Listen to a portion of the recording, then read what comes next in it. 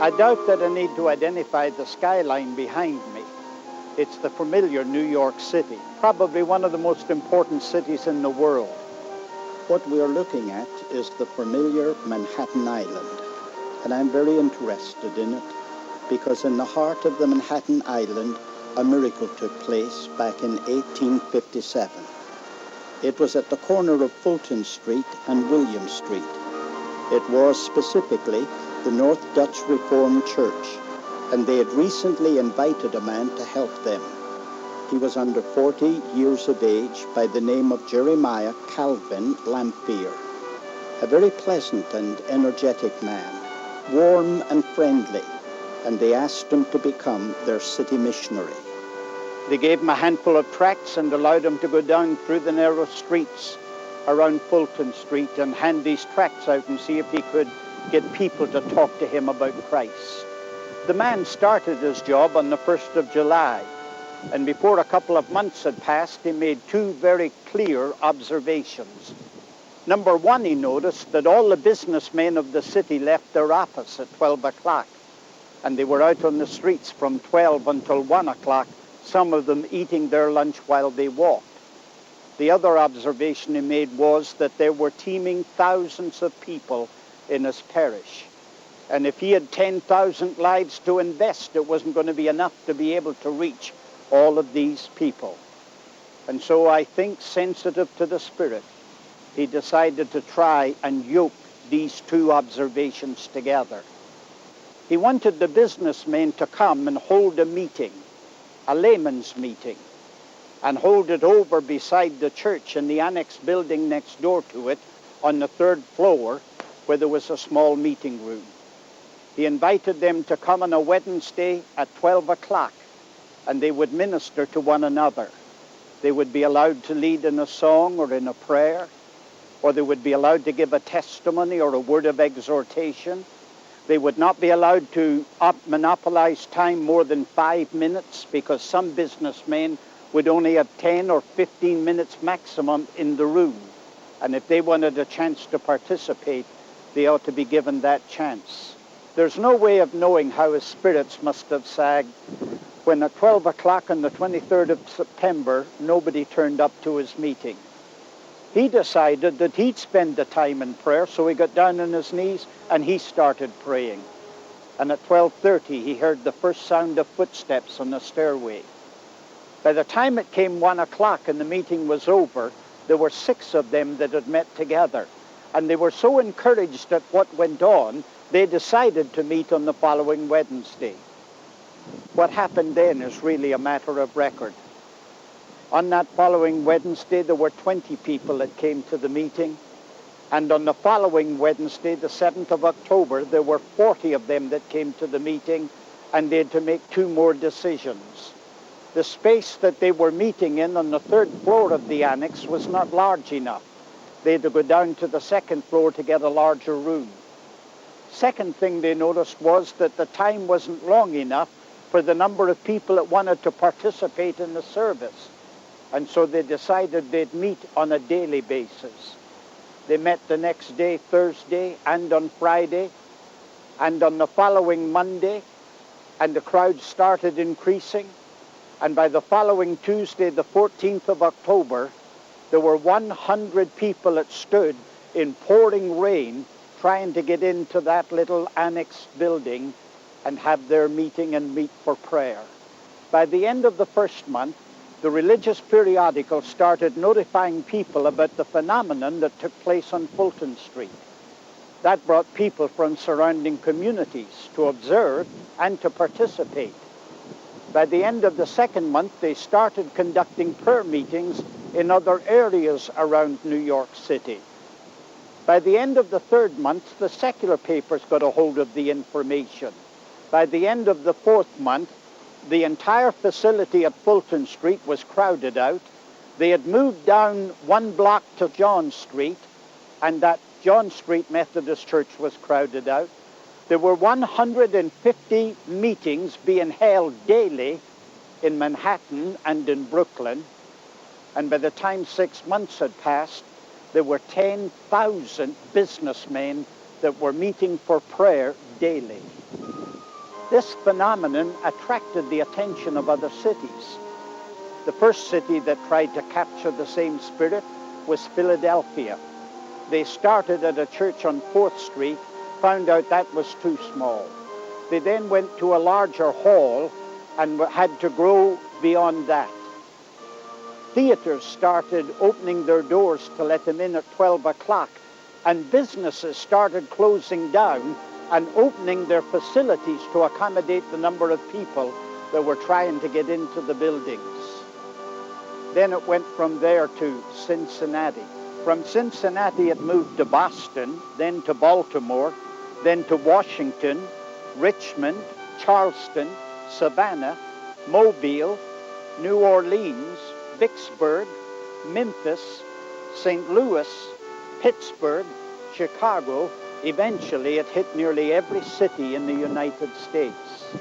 In the year 1858, 1 million people were swept into the kingdom. Having been a teacher, I'm aware of the fact that when you're dealing with a new subject, you must spend some time in a definition of terms. And what I'd like to do at this point, before we go any further in examining what a revival is, I'd like to define it. What is a revival?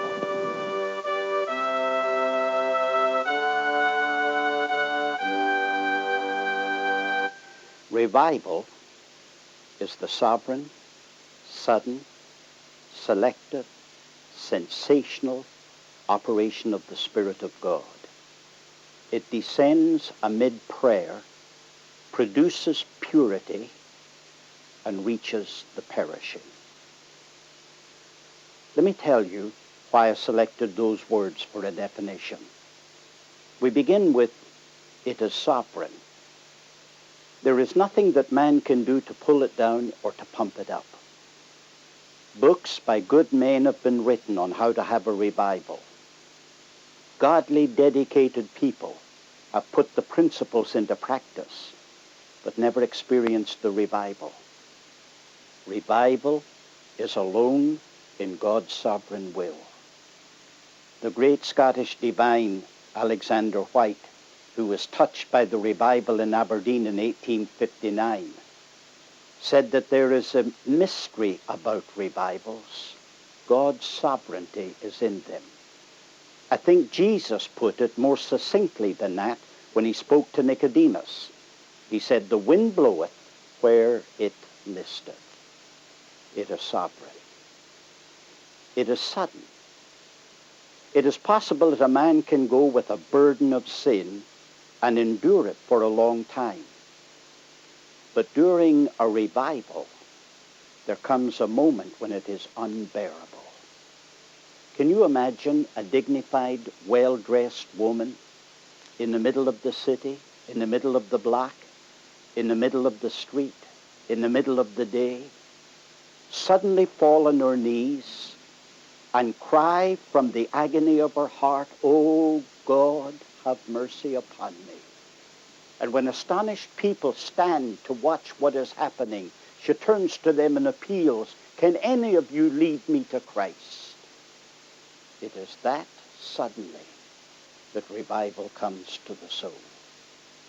When I use the word selective in a definition of revival, it's obvious, though it is difficult to explain or define, it is obvious that God does make a selection as to where the revival will come.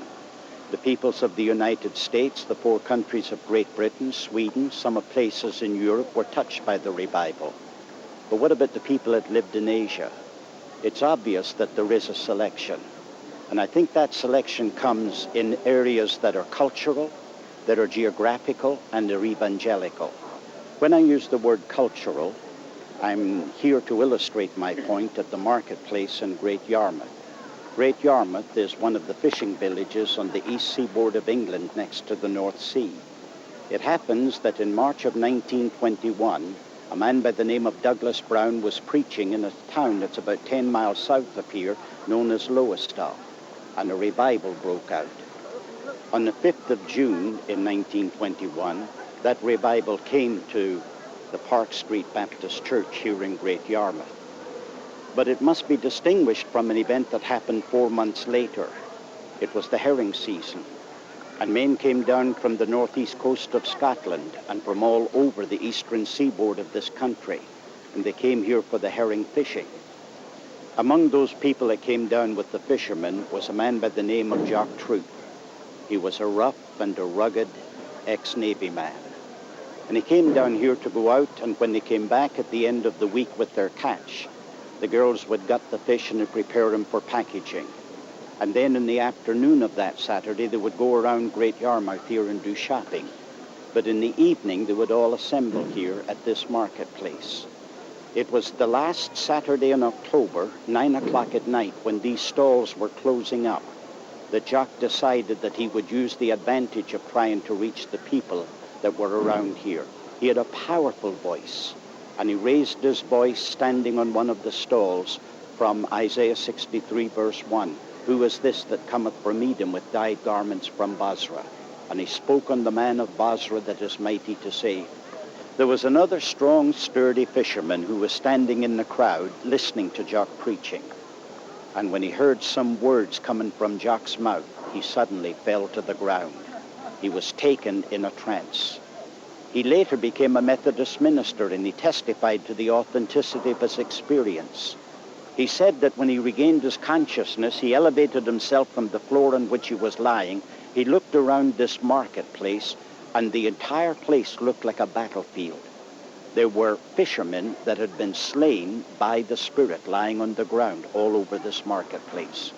It was the beginning of a new revival known as the Fishermen's Revival. It traveled all over the eastern coast of Scotland. In fact, every major fishing village on the east coast of Scotland was touched by that revival of 1921. But it had this unique feature. It only traveled through contact with fishermen. The second limitation on a revival is geographical. When a revival comes, it comes regionally. Revival spreads much like a forest fire. A spark will go into adjacent dry timber and spread the conflagration. A person gets into a revival atmosphere and becomes a projectile. He takes it then into another community and the revival spreads, but always within regional limitations. When it came to Britain, it touched England, Scotland, Ireland, and Wales. But not all at the same time, not all in the same way. They were connected, but they were separate. The third area of limitation to which I draw your attention would be that of the evangelical faith. It's something that I cannot explain. It's definitely something I cannot deny. Whenever the revival came, it came generally to the nonconformist evangelical churches. When it came to them without regard for denominational differences. But it only affected the great liberal denominations in those churches where they give adherence to evangelical tenets in their faith. In Ulster, for example, where the population is largely Protestant and evangelical in faith, every single county was affected by the revival. But in the Great South, largely predominated by Roman Catholics, outside of an experience that happened in Dublin, they were left totally out of the picture of a revival. The fourth word that I used in the definition of terms is the word sensational. It is impossible to define a revival without including that word. Admittedly, there was a Welsh revival that was referred to as the Quiet Revival, but it was the exception to the rule. The sensational manifested itself in various different ways. I go back to St. Mary's Decrepit Church on the 27th of June in 1736, when a man named George Whitfield was preaching his ordination sermon. Whitfield had been brought up in the town, and his parents ran the inn. He was so well known that when he preached this sermon, it was his first. But the building was crammed to its capacity, and there were hundreds of people that were unable to get into the building. He preached with such fervor that a heavy conviction of sin fell upon 15 people, and they acted with such impropriety that the religious periodicals that reported it simply said 15 people went mad. They didn't know how to describe the prostration. There are physical manifestations that come with people who are overtaken with the burden of sin. Sometimes, as in the Ulster case, they show themselves in sleepings. Sometimes it's in deafness and dumbness.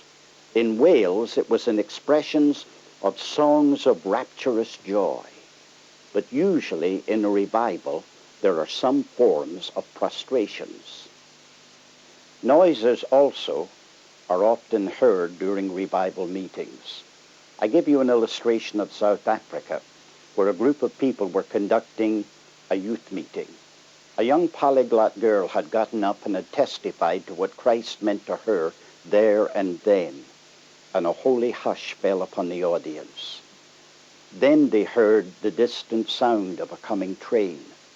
As the sound increased, it was obvious the train was coming directly toward the building. By the time that it hit the walls of the building, the whole room burst into sounds. Some of them were the sounds of saints that were elated with joy over their emancipation from sin. Some of them were the sounds of sinners that were under a deep conviction of sin. It was so disturbing that somebody went and reported to the minister who lived in an adjacent parsonage, and that minister came over to stop this commotion. But he found out that he was unable to do it. And while he was walking back to his parsonage, he suddenly heard the sound of an onrushing train, and it hit him. He became the leader of that revival in South Africa, and he was none other than the saintly Andrew Murray. There is no question. You cannot give a definition of revival without including sensational elements. Having looked at what God did by the Spirit in moving across the United States of America from the island of Manhattan, and taken an examination of what we mean by defining a revival, in Volume 2 and in Volume 3, I want to look at the revival that came to Great Britain. We'll begin in the Midlands of Wales. We'll go up into the hills and cities of Scotland. We'll go down into the capital city of London. And then we'll go over into worn, torn Ulster and see how God moved in a magnificent way and turned those countries upside down with another revival.